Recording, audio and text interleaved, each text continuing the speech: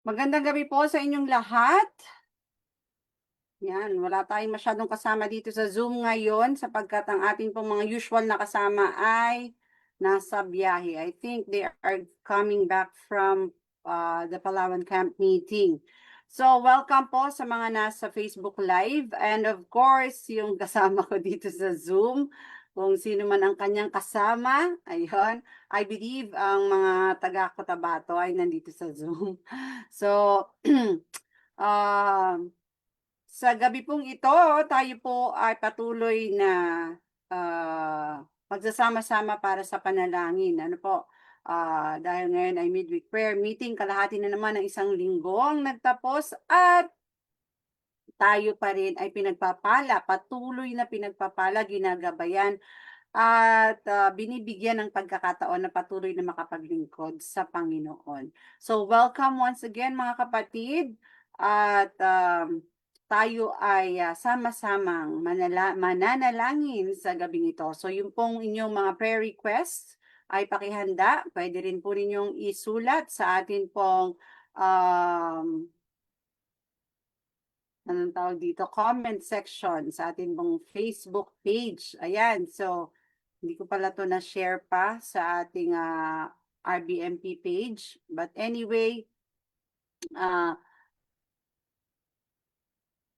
sa mga nais naman na sa ating mga group chat mag-send ng kanilang prayer request ay maaari po kayong mag-send ng prayer request. Atin pong babanggitin mamaya sa sa second part po ng ating pong programa sa gabing ito. Ngayon po tayo ay awit ng ating pong pambungad na awitin at pagkatapos ay hinilingan natin ang kasama ni Sister Perlin,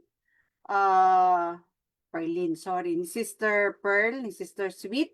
Kung sino man ang kasama mo dyan na maaring manalangin ay pwedeng talaga para pagkatapos ng ating opening song ay ang opening prayer. So tayo lahat po ay umawit ng ating pong pambungad na himno.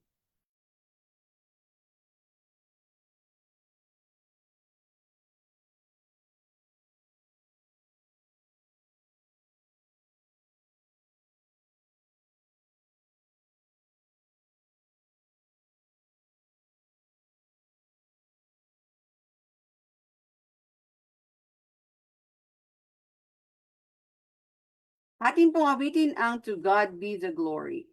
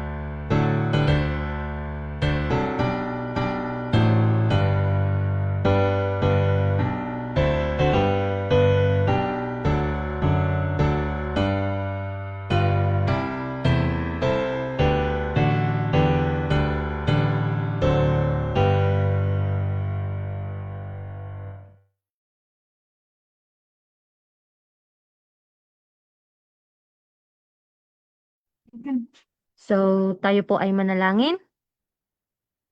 Amang banal na nasa mga langit, maraming salamat Panginoon sa buhay at lakas na patuloy niyo pong pinagkakaloob sa amin at nakaabot po kami ng kalahating araw ng Sanlinggo at patuloy po kaming nagpupurit, nagpapasalamat sa inyo pong kabutihan sa amin. At muli po kaming makakapag-aral ng inyo pong mga salita na mabigyan niyo po ng katalinuhan ng inyo pong tagapagsalita na amin po itong maintindihan at may sa buhay po namin habang po kami naghihintay sa inyo pong pagparito ng inyo pong bugtong na anak. Tulungan kami na patuloy na makapanagumpay at patawad sa lahat po naming mga kasalanan at sa isip, salita at sa gawa sa pangalan ni Jesus na aming tagapagligtas. Amen. Amen.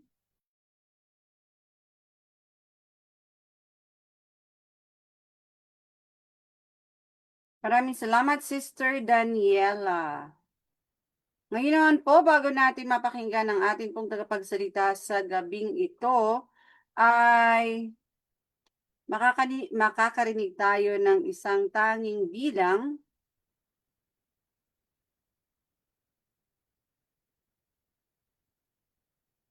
Ayan. Mula po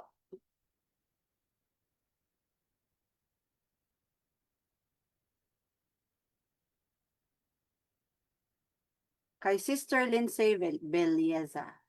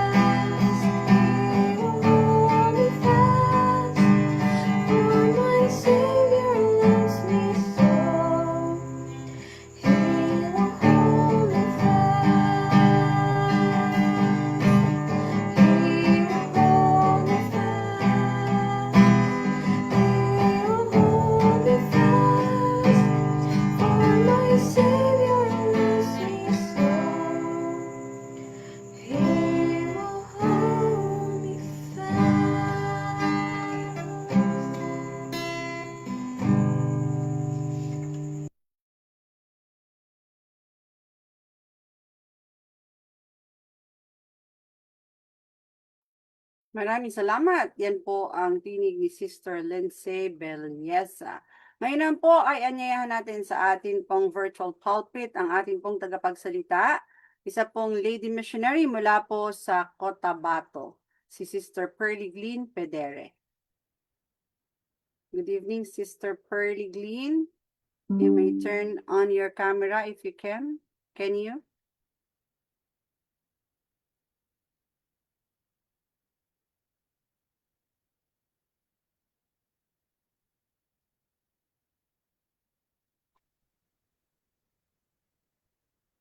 Magandang gabi po sa ating lahat at welcome po sa ating midweek prayer meeting. At sa gabing ito ay ako po ang naatasan na mag-present ng ating lesson sa gabing ito. So ang ating pamagat po ay prayer and worship na nagmumula pa rin po sa libro ng prayer.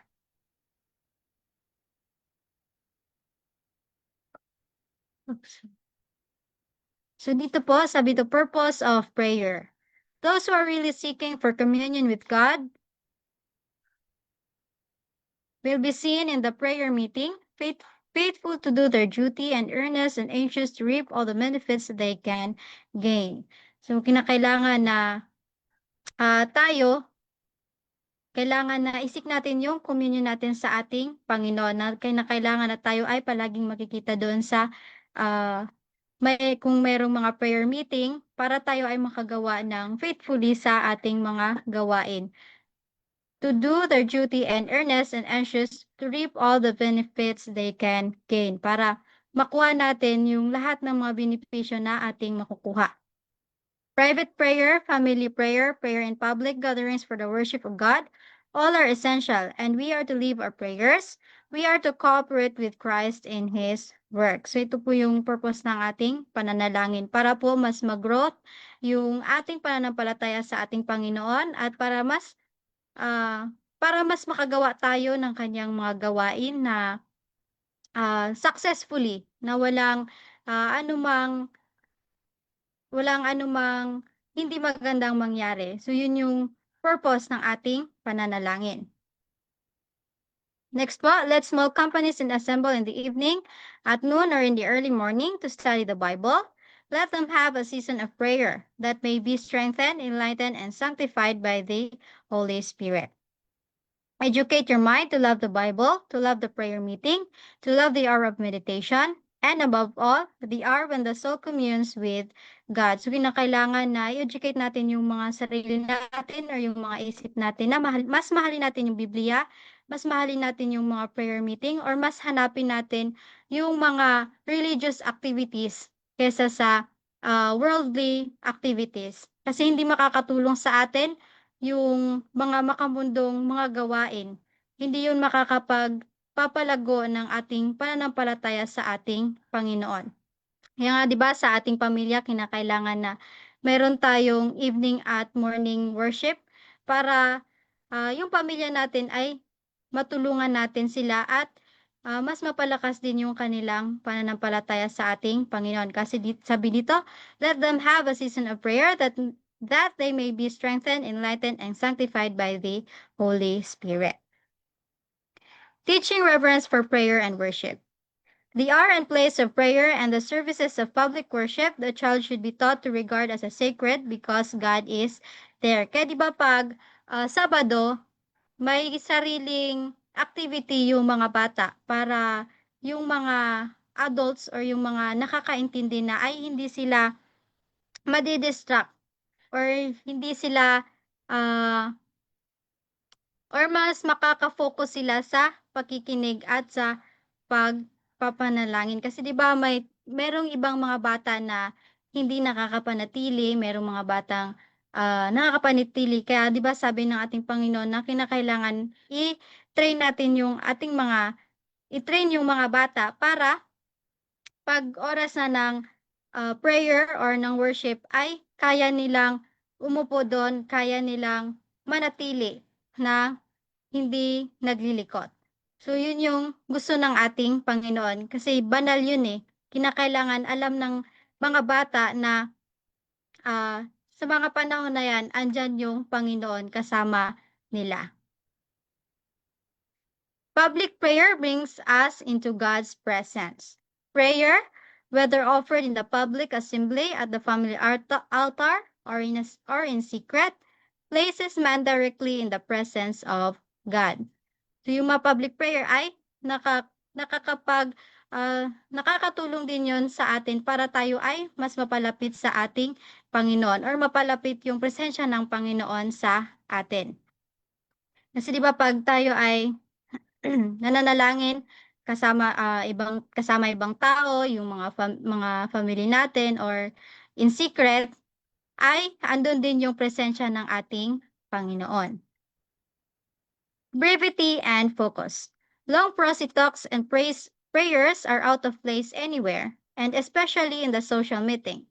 They weary the angels as well as the people who listen to them. Our prayers should be short and right to the point. So, 'di ba mayroong ibang tao na 'pag nasa gathering sila or nasa, ah, public na places ay sila talaga yung merong mahahabang prayers. Pero sabi ng ating Panginoon ay hindi naman kinakailangan na habaan natin yung ating pananalangin. Kasi hindi lang yung tao parang mawawalan ng interest. Sabi dito, they weary the angels as well as the people who listen to them. Kasi paano paano paano sila magkaka-interest sa pakikinig sa salita ng ating Panginoon kung sa pananalangin pa lang ay parang punong-puno na yung tenga nila. So, kinakailangan kapag tayo ay nananalangin ay yung ano lang, specific doon sa activity na ating gagawin. Kaya sabi dito, 1 or 2 minutes is long enough for any ordinary prayer. Kasi tayo, 'di ba, kaya nga meron tayong self-devotional, yung para sa sarili lang natin. Doon natin kahit ilang oras tayo makipag-usap sa ating Panginoon, kahit ilang oras kang mananalangin ay walang pipigil sa'yo. Pero when it comes sa public prayer, public places, so kinakailangan na ang pananalangin mo is naka-focus lamang doon sa activity na gagawin. Avoiding wearisome worship. When a long chapter is read and a long prayer offered, the service is made wearisome, and at its close a sense of relief is felt. God is dishonored when the hour of worship is made dry and irksome. When it is so tedious, so lacking in interest that the children dread it. So kaya nga 'di ba, kinakailangan na yung worship natin ay hindi yung parang anong tawag niyan sa Tagalog, yung parang hindi siya wearisome, yung hindi siya parang burden sa mga kasamahan natin. Kasi ayaw ng Panginoon na ang ating worship is dry at irksome. Gusto niya na kapag tayo ay nag-worship sa Kanya, ay tayo ay masaya at naiintindihan natin yung Kanyang salita. Kasi sabi ito, God is dishonored when the hour of worship is made dry and irksome. Kasi merong mga ibang tao na kakayanan nilang makinig sa mga mahabang speeches, pero may ibang tao din naman na hindi din nila kayang makinig na parang nawawalan na sila ng interest. Meetings for conference and prayer should not be made tedious. If possible, all should be prompt to the hour appointed. And if there are dilatory ones who are half an hour or even 15 minutes behind the time, there should be no waiting. So sa yung mga gatherings ay kinakailangan yung mananalangin ay hindi yung parang tinatamad. Kinakailangan yung pananalangin natin is prompto, hindi yung scripted. Kasi paano yung tatanggapin ng ating Panginoon kung scripted yung ating panalangin? At kinakailangan kung sino yung naatasan na manalangin ay kinakailangan na andun na agad para walang delay na mangyayari. Kasi kung meron pa, kung maghihintayan pa, 'di ba? Parang magsabi yung tao, parang ang tagal naman nila. So mas lalong mawawalan ng interest yung tao. Kaya 'di ba, there should be no waiting. So kung sino yung inatasan, kinakailangan na andyan na, pero kung wala, ay pwede namang kunin ng iba. Simplicity and clarity. Let those who pray and those who speak pronounce their words properly and speak in clear, distinct, even tones. Prayer, if properly offered, is a power for good. So kinakailangan yung panalangin natin ay naiintindihan ng mga tao. Kasi 'di ba yung prayer ay dapat makakapagbigay ng tulong sa kanila at encouragement sa mga tao. So paano sila may encourage or paano sila matutulungan kung hindi nila naiintindihan yung pananalangin mo, kung hindi naiintindihan yung mga salita na sinasabi mo doon.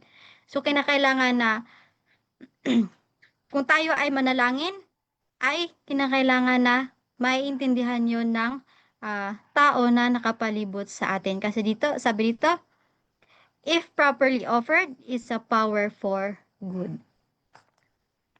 High-flown language is inappropriate in prayer, whether the petition be offered in the pulpit, in the family circle, or in secret. Especially should the one offering public prayer use a simple language that others may understand what is said and unite with the petitions. So yun yung minsan may ibang mga tao na 'di ba English mag-pray. So kinakailangan yung mga language na gagamitin natin ay yung maintindihan lang din. Yung mababaw lang. Hindi yung malalim masyado. Yung kaya lang din intindihin ng mga tao. So it is our privilege to kneel when praying publicly. Both in public and in private worship, it is our privilege to bow on our knees before God when we offer our petitions to Him. Jesus, our example, kneeled down and prayed. So ang daming mga example sa Bible kung sa mga tao na lumuluhod kapag sila ay nanalangin. Pero kinakailangan ba kapag tayo ay mag-isa tapos nasa public tayo, ay kinakailangan ba na tayo ay lumuhod? So syempre hindi. Kasi 'di ba, itong mga taong example sa Bible like Jesus, Daniel, the prophets in the Bible, lumuluhod sila kapag sila-sila lang. Kapag kung yung panalangin nila is para sa kanila. Pero kung sa public prayer, ay pag public prayer, kinakailangan din na isipin natin yung audience natin. Kung sa kanilang paniniwala ba ay lumuluhod sila, kung sa kanilang paniniwala ba ay hindi sila lumuluhod, kasi kinakailangan na ang ating panalangin is i-consider natin yung ating audience. Kung yung mga kasama mo is katulad mo lang din na ganyan yung ginagawa kapag mananalangin, so pwede mo yung gawin. Pero kung yung mga kasama mo ay hindi katulad mo na hindi ganun ang ginagawa, so wag mo na lang din silang paluhurin. Pero privilege din sa atin na tayo ay lumuhod kapag tayo mananalangin sa public. Pero wag tayong lumuhod sa public na kung tayo ay manalangin na para sa ating sarili. Kasi parang magiging katawa-tawa tayo sa ibang tao. Kasi 'di ba si Jesus nanalangin siya, lumuluhod siya, kasama yung mga disipulo niya. Pero kapag nasa ibang lugar siya na hindi niya kapareho yung ginagawa kapag nananalangin, 'di ba hindi siya lumuluhod? So yun din yung gawin natin. Public prayer is important but not sufficient by itself. Itong public prayer ay isa din sa napaka-importante pero hindi siya sapat para sa ating sarili. Secret prayer is very important. In solitude, the soul is laid bare to the inspecting eye of God and every motive is scrutinized. Public prayer is important, but secret prayer is very important. Kasi doon natin nailalabas lahat ng mga bagay na nangyayari sa ating buhay. Lahat ng mga kailangan natin, lahat ng mga problema natin, lahat ng mga pagsubok sa atin ay doon natin masasabi sa ating Panginoon. Doon natin siya pwedeng doon yung time na ilabas natin lahat ng bigat na nararamdaman natin. Kasi hindi pwede na kung ano yung problema mo, parinig mo sa ibang tao. So, kaya nga, di ba, public prayer is important, but secret prayer is very important. So, yun yung pinaka-importante talaga, yung secret prayer.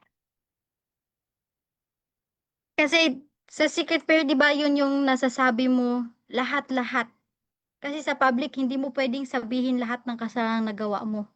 Sa public prayer, hindi mo pwedeng sabihin lahat ng problema mo. So, kaya nga, very important ang secret prayer is doon natin nasasabi, doon natin nako-confess yung mga kasalanang nagawa natin, doon tayo makakahingi talaga ng tawad sa ating Panginoon. So, sa gabing ito, tayo ay pinaalalahanan ng ating Panginoon na huwag nating kalimutan manalangin at yung panalangin natin ay kinakailangan na naaayon sa mga activity or naaayon sa mga taong nakakarinig. At huwag nating kalimutan palagi yung self-devotional, yung secret prayer kasi yun yung pinaka-importante sa atin, lalo na sa panahon natin ngayon. At yun lamang po at magandang gabi sa ating lahat. Amen.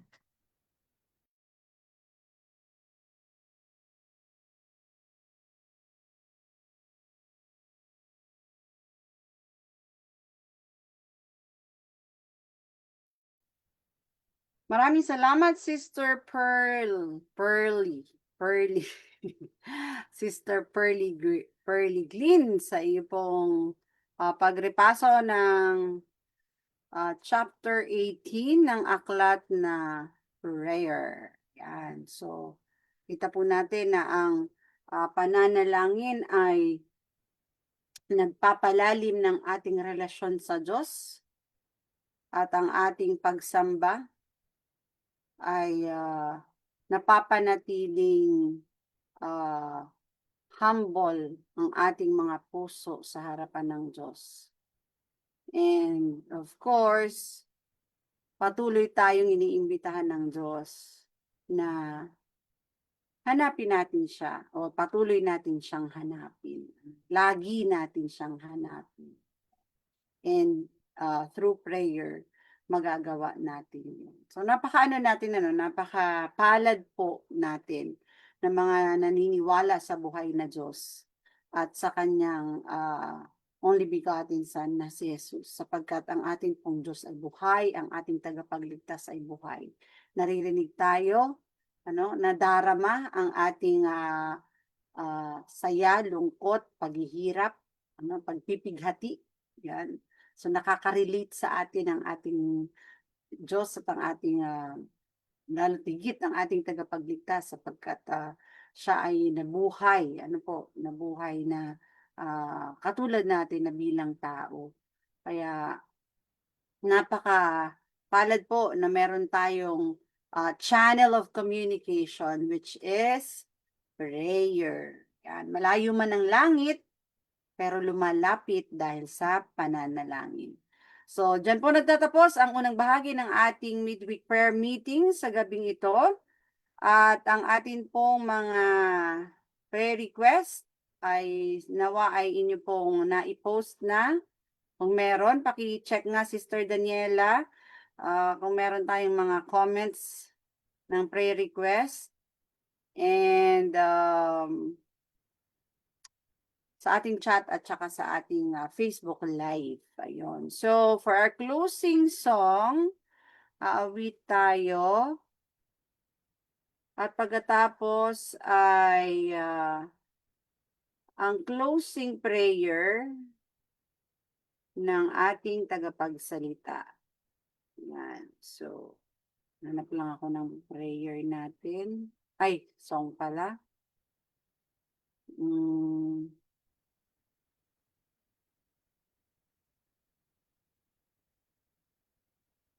Ayan, awitin natin ang Great is Thy Faithfulness.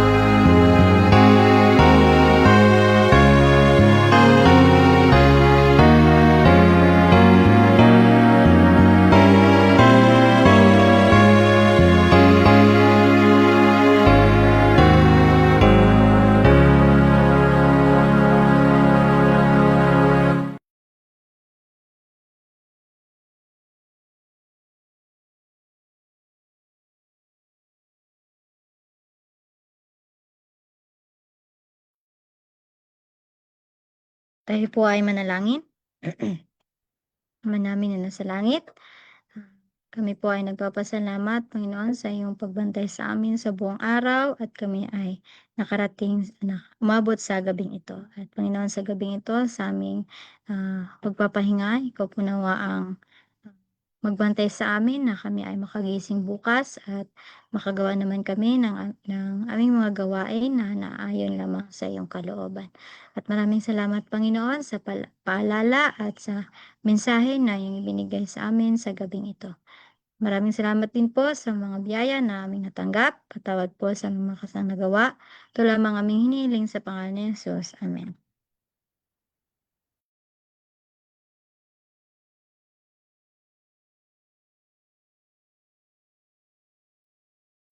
Maraming salamat, Sister Pearly Glean. At ngayon po mga kapatid, ay pansamantala tayong mawawala sa Facebook Live.